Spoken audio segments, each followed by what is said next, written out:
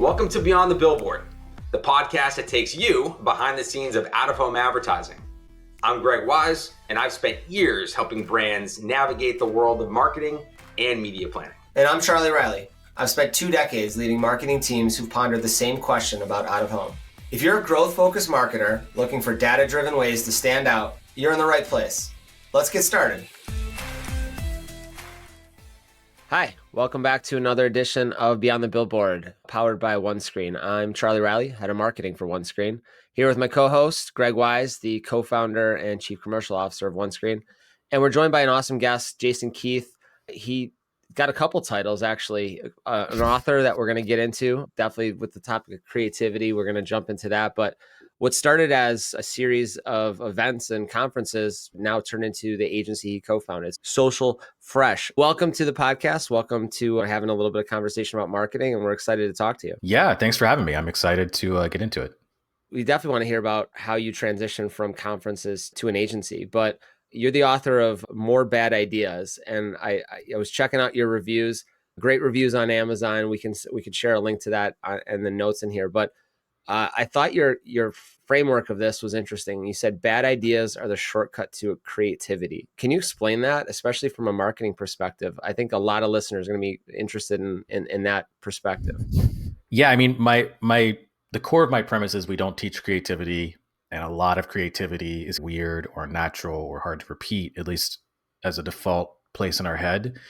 So it's counterintuitive. And one of the best shortcuts I've ever found is what I call my bad idea methodology. It's really simple. It's just when you're starting a creative process or when you're stuck and need to get unstuck, sit down for 10 minutes, write down 25 bad ideas for your solution. And those bad ideas are defined as either obvious or absurd ideas. So things that you typically would think would not make it through kind of a creative process, would not end up as an end result. And it works in a lot of ways. It's easier to come up with bad ideas. It broadens your thinking right away. It's more fun. And it just introduces a larger idea set, kind of scale of concepts to your brain to work with. It really is a shortcut and gets you thinking more quickly and gets you to kind of a more unique, more novel set of concepts more quickly. The psychology behind that, I feel like it makes a ton of sense. On the creative side of things, Jason, how do you feel about where we are, marketers in general, with creativity these days in marketing? Loaded question. It's coming from a place of, I feel like that's what we're missing. Yeah, I mean, it's always a tension, and marketing is very cyclical, just like fashion and other creative fields. And I think we have highs and lows. There's always people that are taking the safe way out or more blah, mid, boring shortcuts. And there's always people that are innovating and trying something new and putting cringe stuff on Instagram and TikTok. I think it's always you have to look for it sometimes, but there's always people that are doing really interesting things, and there's always people that are playing it safe for whatever reason, for the brand or lack of effort or whatnot. So I try to look for what's interesting, and that changes every year. I think AI is making that really interesting right now. I think the creator space is fascinating. I think there are a ton of founder-led brands and startups that are doing really interesting things. So in general, I think we are in a 5 or 10 year shift to this creator-led brand world where it was started by the influencer trends, by individuals, by the social feeds that have taken over hours of our time a day. There's a lot of money in that space. The money hasn't stopped flowing into that social feed space. But I think it's down to these individuals, these founder-led initiatives, whether that's individual creators making money on YouTube, TikTok, Reels, or it's startup founders, or even some big company CEOs that are founder-led companies. And I think having owned media, taking risk with video, short-form video content, even more recently getting back to some of the traditional methods of marketing, such as brand, such as PR. I think, even direct mail. I did a big consumer research study for a client this past quarter. Direct mail was one of the biggest kind of upticks in what people were investing in more this year for this specific industry we were looking into. So there's always a place to innovate. There's always people doing interesting things. I think it's very easy to point out the boring and the blah and the people that are playing it safe. And I fall into that trap and do that sometimes as well. But my job is to take a look at what's next and point out the good stuff and find the interesting innovators in the world and showcase what that looks like today. How do you sort of marry or how do you advise clients on how to marry the creativity, influencer marketing or creator marketing with performance? Because like we talk about brand, and often there comes the question, well, how do you measure brand? Creativity and brand are very synergistic. So how do you think about performance behind creativity? I think influencer marketing, creators out there is very well positioned to be leveraged by your performance team, your paid media team. Creators typically are better at getting attention online than you are as a brand. Mm-hmm. So that doesn't mean every creator, and that doesn't mean every brand is bad at it, but it does mean on a net evaluation, and when you're looking for kind of the top creators in the world, they have something you don't. So finding the ones that fit and match and meld up against what your brand is trying to put out there, message and messenger wise, that's a little bit of a tough system, but it's increasingly becoming a science and art that there's professionals and whole industry wrapped around that. It's getting better and better at that.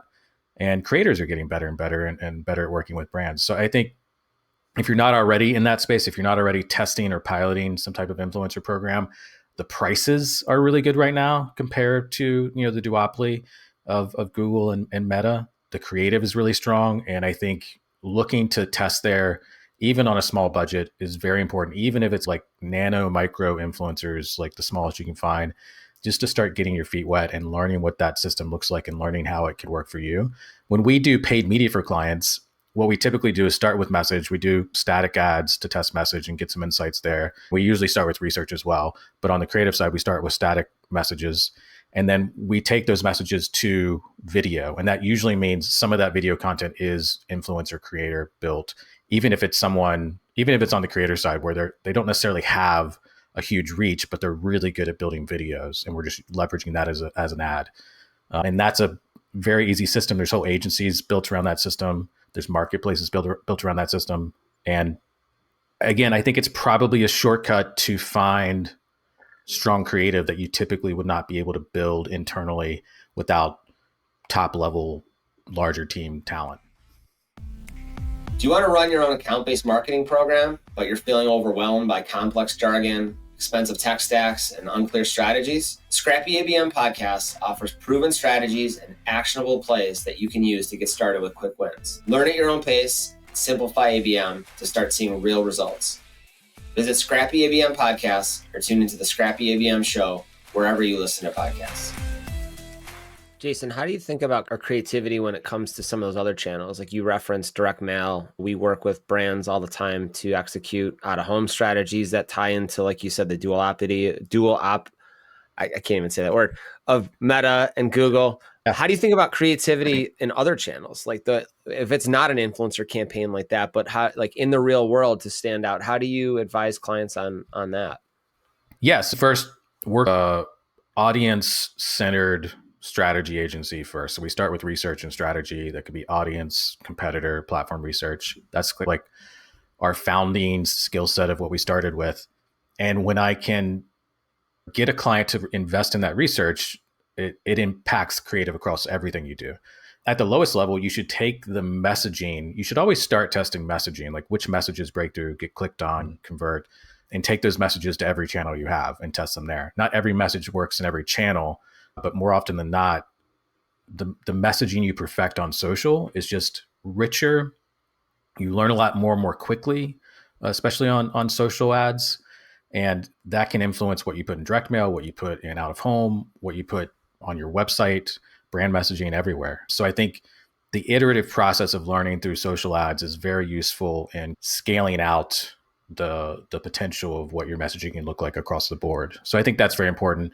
Just in general, doing more customer research, even if it's just you, if you're a tiny company, if it's you getting on phone calls and recording them and looking for themes of talking to your customers, like that's the most basic customer research and very useful. You can find a lot of message opportunities there. If you have comments and reviews, those are message opportunities. AI can help you get and triage larger data sets if you have a ton of those inputs. I think most people don't do research because research sounds hard and it typically looks slow. And the people doing the research are not always the best people to do it. Like a lot of the people we do research for, especially kind of customer and audience research, will tell us we didn't expect it to be as useful and as good as it was, and as kind of customer friendly as it was. Like most research looks boring and dull. We make sure our research isn't. It's very actual. It's very easy to consume. So find a partner that can help you with that, or just try to do it yourself on a low level. I think that informs a lot of message opportunities that people miss. We asked you before we recorded this, like what, like an out-of-home campaign that you thought did a really great job or was just unique. And I think the one you referenced, Spotify's, I think it was like the Thanks 2016, It's Been Weird campaign. Yeah. Like what you just explained it's probably them in a nutshell. They have their own inherent data that they use, even calling out the one person that listened to that one obscure track 30 some times in a day or something. Yeah. And threw that on a billboard, like that is using real data. And then they turn that into a really creative process. I think that when you reference that, like that immediately sparked the combination of both strategy and creative execution there. Yeah. And I think that data to creative strategy is very obvious to us today. I think back then in 2016, Spotify was really innovating. So like one of the ads was, "Dear person who played Sorry 42 times on Valentine's Day, what did you do?" It was like 3,000 people that listened to End of the World as We Know It the day before the Brexit vote. I hope you're okay. It was just these very emotional, personal, but anonymous data stories from their listeners. And I think the big thing behind that, just to tie my book back into this, the creative director who I interviewed for the book of Spotify, he said that was actually a 2015 campaign idea, but when he brought it up, no one really thought it was a good idea. It was thought it was too weird, which ended up becoming the name of it. And he had to actually demo it, mock up some actual out of home and what it would look like, and pull some of the data and tell the story more visually. And that's what convinced his team to see his vision for it more easily and believe that it would work. And yeah, I think it was probably the most successful ad campaign they've ever done. And it was huge on social. Still to this day, if you look at their advertising, it reflects this campaign very well. Like it comes from this as a root idea. I think it's funny. The bolder, the weirder, the wackier, the better. But for some reason, I don't think enough marketers can break through that concept. Does that make sense? And it doesn't have to be crazy out of the box, but something different. Something to break through the mundane. I wish more marketers would do it because it can work. I'm curious how you think about that. How do you get that marketer, B2B or B2C, it doesn't really matter. How do you get that marketer and that team to think more creatively, out of the box, something that's bold, that's not something that they've done traditionally? Yeah. Part of it is like a culture of making it okay to come up with weird ideas, and then we embrace that what if mentality instead of instead of immediately judging ideas, having leadership respond to ideas that are not what they expected with the question of what would have to exist for this idea to work for us. I think that's hard. I think you really do need like organizational kind of culture behind that for it to work. Sometimes it works better on small teams that can enforce that, but I also think you don't always have to take these huge swings. Like you don't have to have a wild idea that is shocking to people or surprising or unsafe. Like sometimes if you're consumer brands, especially, like you can go a little bigger, like a bank, healthcare company, B2B SaaS, like these companies are not going to take huge swings, but I think you can still be really creative. And it comes down to a creative process. Typically it's having an eye for something that surprises you and building a process that allows people in your company and yourself to more regularly come up with interesting solutions to creative problems. Another piece of this, like another process in the book, and the book is meant to be like more of a menu of creative process things that you can plug in. Yep. Like you don't have to do everything in the book, but you can pull 2 or 3 things and add them to your personal creative process to have these interventions readily available. But there's just a simple constraint questions thing that I outlined where you define all the constraints of a project and go through one by one and question them. What would have to be true for us to ignore this constraint? That's really helpful. Really good creatives do that automatically in their head sometimes even. But writing that down and going through that and practicing that and getting really good at that process is useful, because then you start to recognize patterns of all AI companies have the color blue in their branding. We should go orange. Like, I don't even know if that's true, but like that's a very simple example, but like all newsletters are long form. Maybe we should do like a haiku newsletter, all looking for the things that are being overdone and questioning, could we do the opposite and would it work? I think those are Reddit doing the 6-second Super Bowl ad and spending a tenth of what everybody else was spending for Super Bowl ads and coming out with the most talked about ad in the Super Bowl without any actors, without any script, without any video.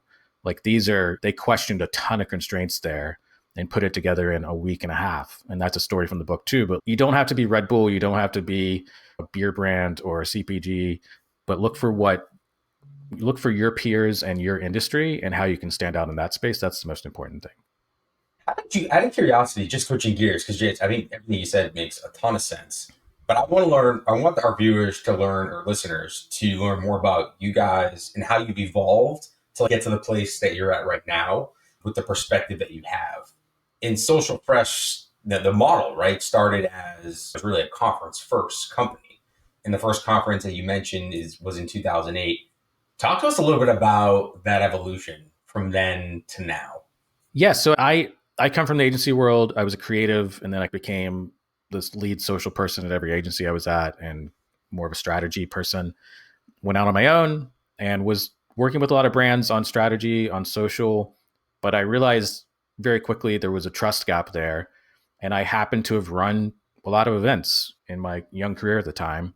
So I decided to host a social media conference. The goal then was to convince more people to invest more in social so they would work with me, or bring my clients and get my clients to invest more in the type of work I thought would be useful for them.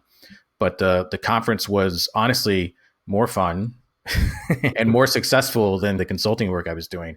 So when Social Fresh started, it was a conference first because of that. And we just leaned into the conference side. We did a lot of consulting. And then the pandemic hit in 2020, 12 years later, and we couldn't host a conference for a couple of years at least. So we became kind of agency first. And now the agency is more the dominant revenue stream of the business. I think the key thing that I've learned is they work really well together. Like we're hosting our next conference in New York City in March of 2026. Our conference is really about more than social, but it's a very social first point of view. It's about marketing, integrated marketing innovation, and a lot of brands attend. And the discussions we have there, the conversations we curate, the people we get to meet and help, all of that helps our agency work, and our agency work informs what we put on stage at the conference. And I think we were a little self-conscious about that dichotomy for years. And it's what has been on top and what has been what we're known for has shifted, obviously. And I think it'll always shift. But we've embraced now that we are a digital agency and a conference. And we think those work well together. And for a while, I don't think our branding really reflected that we were confident in that. And now we feel a lot better about that. So as the company's matured and as our kind of skill set and client base has matured, I think we feel very confident that we have a unique perspective, and those two opportunities really do give us a unique opportunity to understand what people want from their marketing, what marketing teams are struggling with, and where the opportunities are to innovate. As an agency, we keep hearing now AI is going to basically get rid of agencies. What's your take on the agency world and like where you see it going? Yeah, I mean, we have agencies as clients. We do research for agencies. We come in and do strategy for some agencies. And I know a lot of people that are just my peers that run other agencies. I don't see AI ending agencies anytime soon. I think there will be a big shift. I think there'll be layoffs. I've already seen layoffs, especially on the social side, where people are reducing down from 10 social media employees to 5 or 5 to 2. I don't know if that's the right fit. I think AI is really good at matching mediocre social content today. And unfortunately, a lot of brand social content is mediocre. So that's, for better or worse, matched up quality wise. But you need tastemakers in this space, not just in social, but across the board. And AI can't do that yet. I don't know if it ever will be able to on the level that we expect. So that the human in the loop, which AI in in Europe, I believe, is required to have a human in the loop. I think a lot of companies are going to require a human in the loop. And the value of that person, I think, is going up. Is that as many people? Probably not. So I don't know where it goes. I do know if I was anyone working anywhere in marketing today, I would make sure I understand these tools. I'm testing with these tools. I'm testing and innovating in my spare time more so than my peers are. And I'm also investing in my core strengths, which if you're in copy or advertising, you really need to understand how to write, and writing without AI is a big skill set to have. Paying attention to culture. If you're a designer, understanding design. If you're a video editor, continuing to experiment in that space. And that will improve your ability to use these AI tools. I look at some of the best AI video I've seen, which it's really good, but the best AI videos that I've seen are made by really good video editors, right? The best AI written copy is made by really good copywriters. So like that, the human in the loop, having the skill set and being able to coach the AI is still very important. Like that. Yeah, it's good advice. And it's good advice for, especially for agency folks that, yeah, their roles are going to evolve. But like you said, I agree with you. I don't think it's going to take away jobs. It's just it should make them more efficient if they're good at what they did already. And it should just be another tool in their tool chest. That's a good idea. That's a good point. Oh man, I had it in my head. I was going to say it and I'm not even going to bother anymore. I had it, but I think try one more time at the end of the show. Dualopoly. That is the one clip I'm going to pull from this, Charlie. And that's what we're going to do. Yeah, Dualopoly. There you go. I got it. Just going to keep playing it. We're going to end on that because I got it. So, Jason, this has been great because you bring a really interesting perspective on just the creative process. I think we all learned a lot just of how to approach that. I forget who taught me once. Love every idea for 10 seconds. And I think it aligns to maybe that whole bad ideas That's good philosophy. So love that. And then, yeah, just how you transitioned. I think it's great. And that was some really great advice for anyone out there that's listening, especially from an agency perspective, how to upskill yourself and think about how your job evolves and for the right way. So thanks for joining us. How can people get in touch with you? Yeah, really easy. Go to morebadideas.com. That is my newsletter. You can find my book there. You can find my LinkedIn. And I just finished creating a set of AI prompts for creativity. They're all marketing use cases. You can get those free if you sign up for the newsletter. One of them is an ad copywriter that somehow has been programmed to be better ad copywriter than I am. And I think I'm pretty good, but it's better and it's quicker. So check those out, morebadideas.com and say hello. Awesome. Well, thanks for joining. It sounds like your website is a dualopoly of a book and a newsletter. Got it? We got it. Nailed it, Charlie. Nailed it. Locked in. 20 minutes. Thanks again, Jason. We appreciate it. Thanks for tuning in. Everyone, either where you're listening or watching, Beyond the Billboard. Join us for the next edition. We're always talking to smart marketers, advertising executives. But for Greg and myself, thanks for joining, and we'll see you the next time. Thanks, everyone. Thanks, Jason. Thanks. Thanks for tuning in to Beyond the Billboard. If you liked what you heard, hit subscribe so you don't miss the next episode. And if you found value today, share this with a fellow marketer who should be thinking bigger about out-of-home advertising. If you're looking for a template to build your out-of-home program, visit onescreen.ai to get a free media plan or connect with us on LinkedIn for all the latest out-of-home insights. This has been Beyond the Billboard. We'll see you next time.